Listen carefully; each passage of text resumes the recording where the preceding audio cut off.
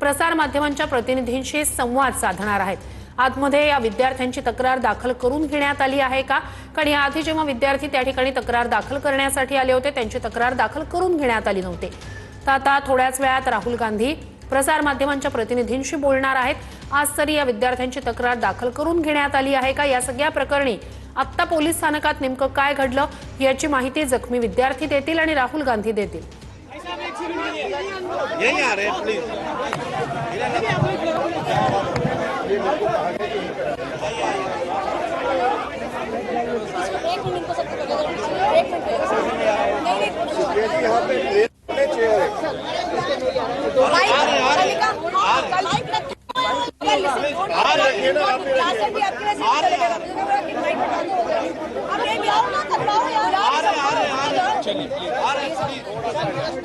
Madam madam आ रहे नहीं इधर यार।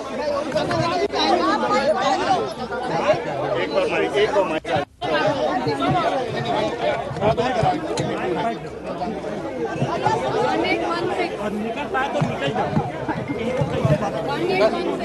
आप लोग यहाँ मत खड़े हैं, यहाँ पे हेल्प कर दीजिए। आप लोग यहाँ मत खड़े हैं प्लीज। अरे मैडम आप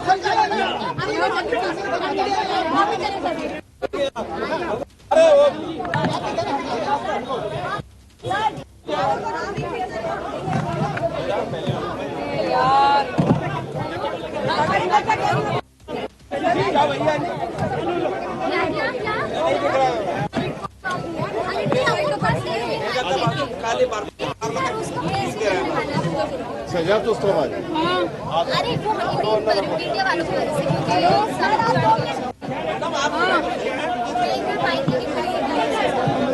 भाई वहाँ सही होगा ना। मैं पीसी वाले पे खड़ी हूँ स्टैंड पे।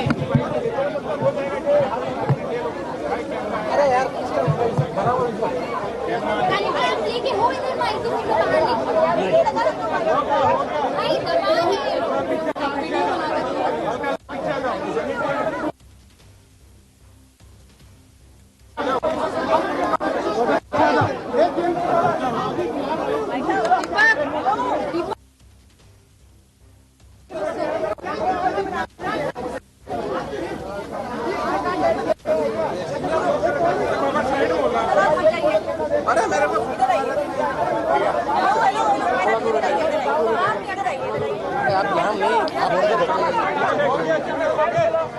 बाहर खड़ा किया छोड़ने वाले ने हाथ आप थोड़ा पीछे हो जाओ, थोड़ा पीछे हो जाओ। टेबल यहाँ ले आओ ना, टेबल यहाँ ले लो।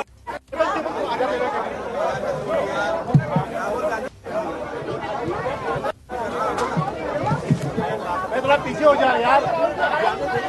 अरे भैया 2 मिनट यार, कोऑपरेट करिए। देखिए आप ही लोगों के लिए आए हैं।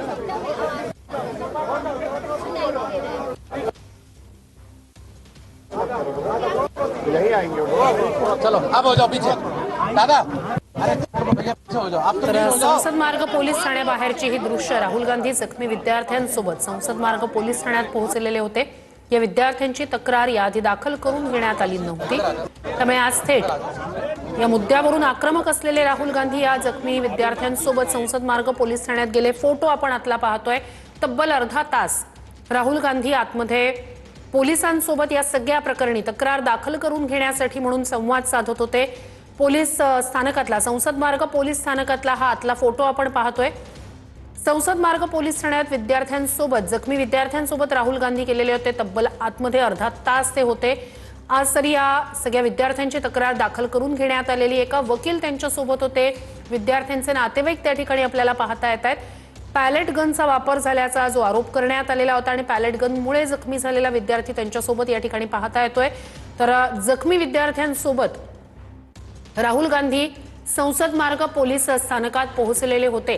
आत्ताचे अपडेट्स काय प्रमोद माझा आवाज तुमच्यापर्यंत पोहोचतोय? आत्ताचे अपडेट्स काय? आपण राहुल गांधी त्या ठिकाणी पाहतोय, विद्यार्थी पाहतोय, मात्र नेमकी आत्ताची अपडेट काय?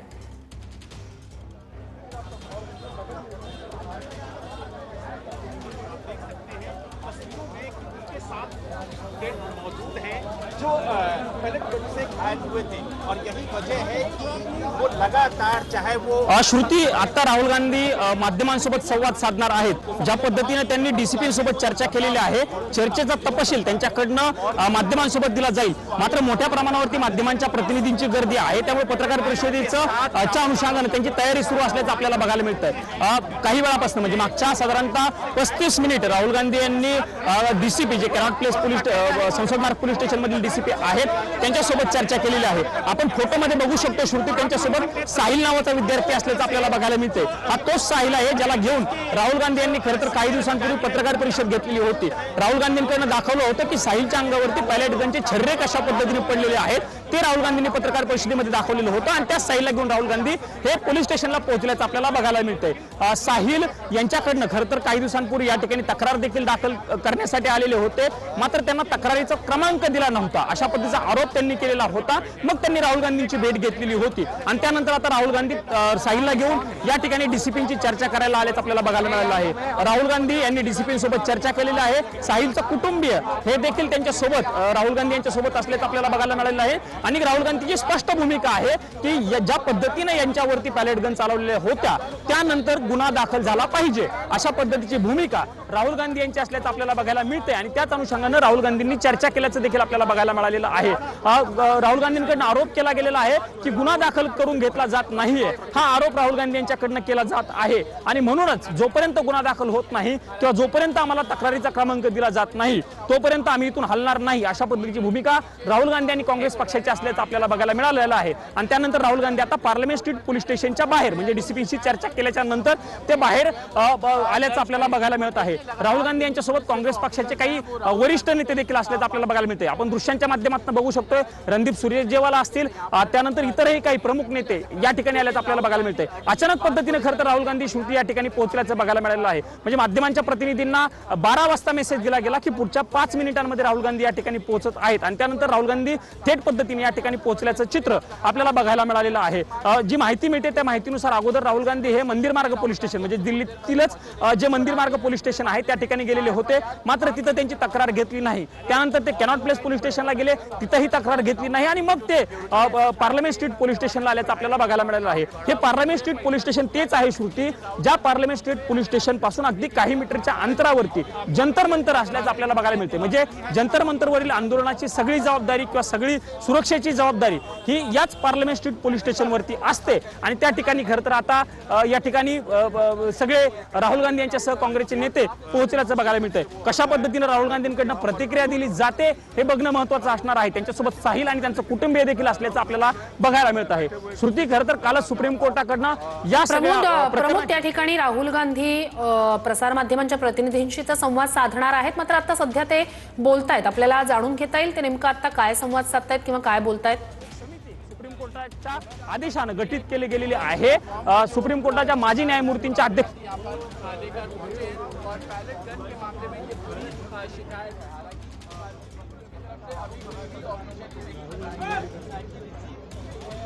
ते अगदी समोरच्या बाजूला असल्याचं आपल्याला बघायला मिळते। श्रुती तिथपर्यंत खरं तर पोहोचता येत पोलीस सुद्धा त्या ठिकाणी आलेले आहेत, पोलीस सुद्धा राहुल गांधींशी संवाद साधतात, म्हणून त्यांच्यापर्यंत काय नेमका संवाद सुरू असावा पोलिसांकडून राहुल गांधींसोबत? प्रतिनिधींना काही मीटर अगोदरच त्यांच्याकडून म्हणजे काँग्रेसच्या नेत्यांकडे थांबवलं गेलेलं आहे। पोलिसांचा बंदोबस्त या ठिकाणी आहे। सगळ्यांशी राहुल गांधी एकत्रित संवाद साधतील। वो लगातार आपको यहाँ पर राहुल गांधी से बातचीत, उनकी टीम से बातचीत करते हुए नजर आएंगे। दूसरी तरफ मैं आपको तस्वीरें भी ये भी दिखा दूं कि सामने आप देख रहे हैं तमाम पुलिस ऑफिसर। श्रुती खरं तर राहुल गांधींच्या सोबत डीसीपींनी म्हणजे जे वरिष्ठ अधिकारी आहेत त्यांनी आतमध्ये देखील संवाद साधलेला होता आणि आता ज्या ठिकाणी राहुल गांधी बाहेर उभे आहेत त्यांच्याकडनं देखील संवाद सुरू असल्याचं आपल्याला बघायला मिळतंय। पण नेमका संवादाचा तपशील खरं तर पोहोचू शकत नाही कारण ते खूप पुढच्या बाजूला असल्याचं आपल्याला बघायला मिळतंय। राहुल गांधी यांच्याकडनं स्पष्टपणे भूमिका मांडलेली आहे की जोपर्यंत गुन्हा दाखल होत नाही तोपर्यंत इथून हलणार नाही, म्हणजे याच ठिकाणी बसून राहील अशा पद्धतीची भूमिका त्यांच्याकडनं मांडली गेलेली आहे आणि कदाचित त्याच अनुषंगाने राहुल गांधी यांची चर्चा सुरू असू शकते असं आपल्याला एक प्रकारे म्हणता येईल। साहिल, मी म्हटलं तसं साहिलचं कुटुंबीय देखील या ठिकाणी आहे। साहिल देखील जो विद्यार्थी आहे